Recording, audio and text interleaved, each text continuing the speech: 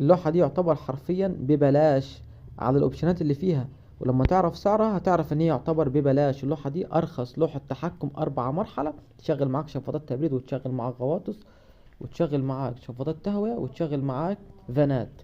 تتحمل في مخرج التبريد، تتحمل معاك احمال لحد 6 كيلو، يعني تتحمل معاك لحد 6 شفاطات او اربع، من حوالي من 4 ل6 شفاطات، 80 في 80، اتحاد اوروبي واتحدى الكلام ده.